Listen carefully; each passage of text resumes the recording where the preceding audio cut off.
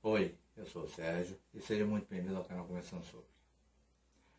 Emoções fazem parte do comportamento humano. É importante aprender a lidar com essas emoções para se manter o equilíbrio, ter relacionamentos saudáveis e, consequentemente, uma boa qualidade de vida. No entanto, nem sempre estamos bem e, por vários motivos, podemos adquirir um distúrbio psicológico. Hoje vamos conversar sobre um distúrbio que infelizmente, é mais comum do que se imagina. Vamos conversar sobre borderline.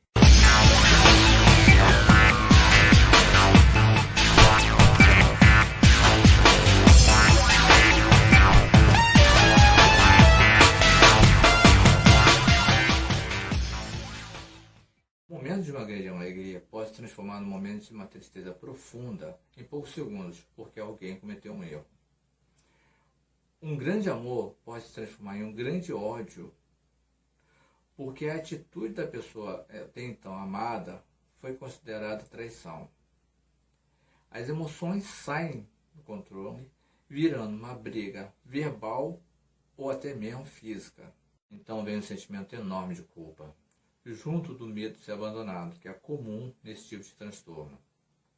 E para fugir da dor da culpa, da vontade de beber, se machucar e até mesmo morrer. Porque a raiva que o paciente está sentindo dele mesmo, o vazio existencial, são quase insuportáveis.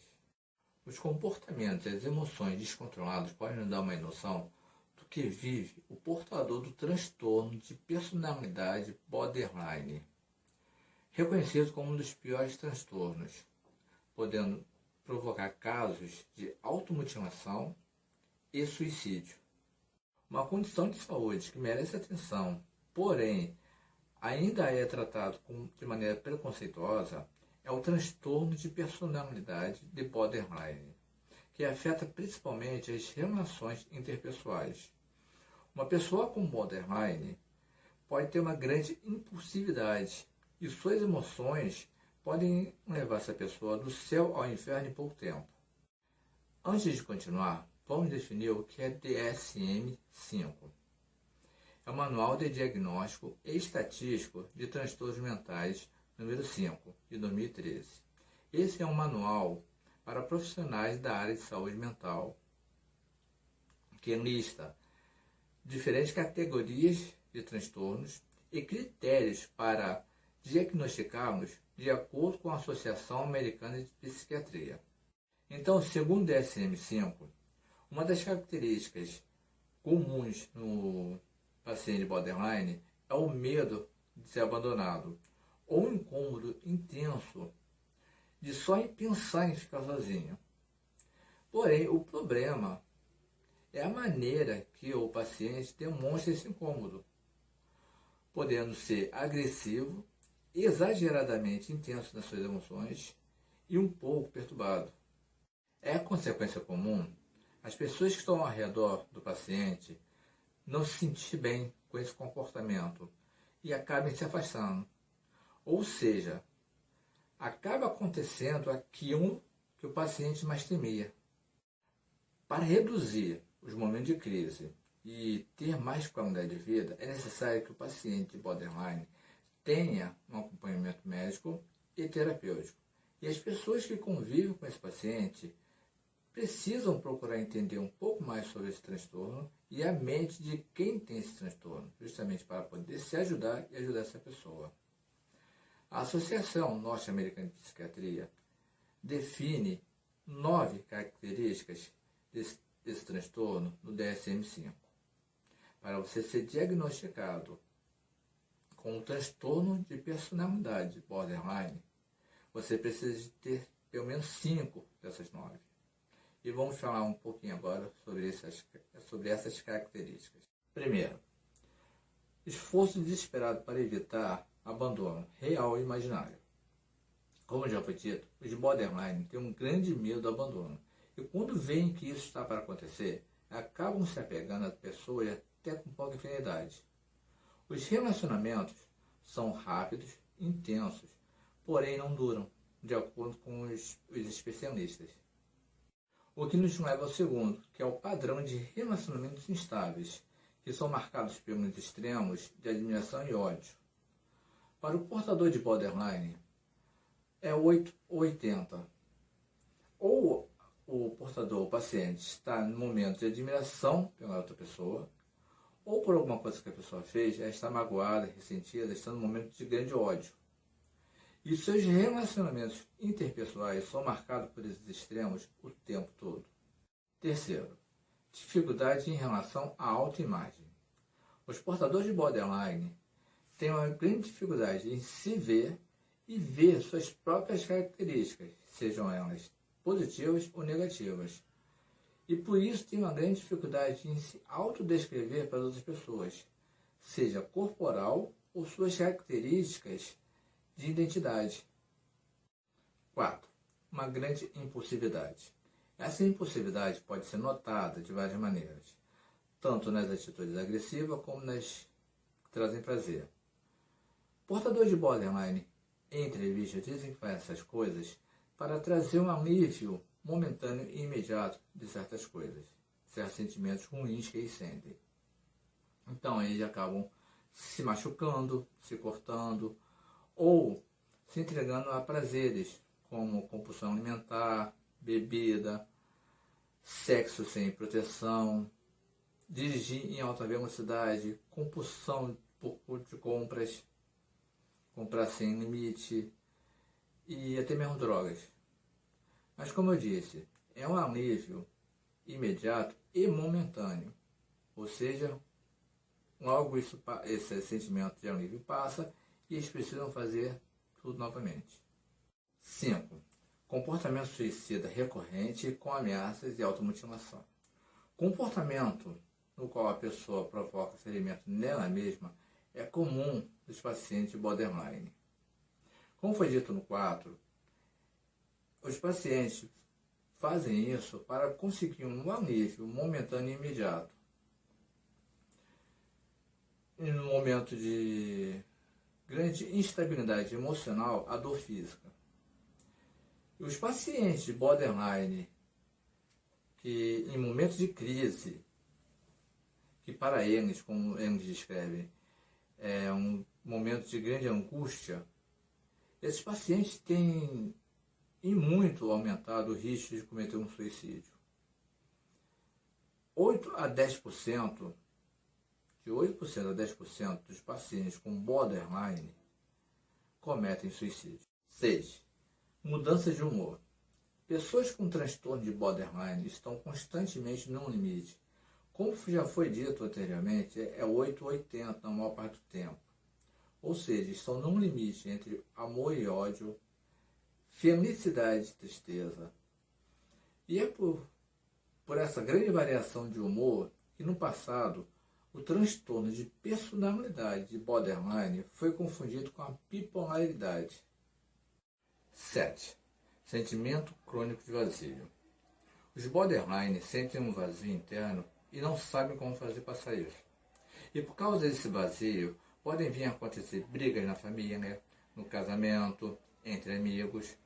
E é por isso que eu disse antes e repito agora, pessoas que convivem com um paciente borderline precisam procurar conhecer mais sobre esse transtorno e como funciona a cabeça de quem sofre com eles. Não é que com o conhecimento as brigas vão cessar de vez, mas vão diminuir bastante, porque as pessoas que convivem com o paciente já vão ter conhecimento para conseguir evitar algumas dessas brigas. 8. Raiva intensa ou dificuldade de controlar a raiva. Isso está associado à instabilidade emocional. O paciente acorda bem e, por causa de alguma pequena frustração, sente uma raiva intensa. Os parentes e amigos, sem o devido conhecimento, não conseguem entender o porquê de tanta raiva. Depois de algum tempo, quando a raiva passa, vem o sentimento de culpa. E junto do sentimento de culpa, um grande sentimento de vergonha também. E o que resta ao paciente é pedir ajuda. E por último, o 9, que também é o mais complicado. É a paranoia temporária relacionada ao estresse. Alguns pacientes, em momentos de crise, podem passar por momentos de psicose.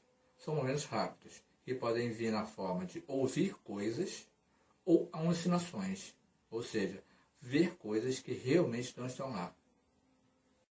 Se você conhece alguém que sofre de transtorno de personalidade de borderline, com certeza isso também afeta você.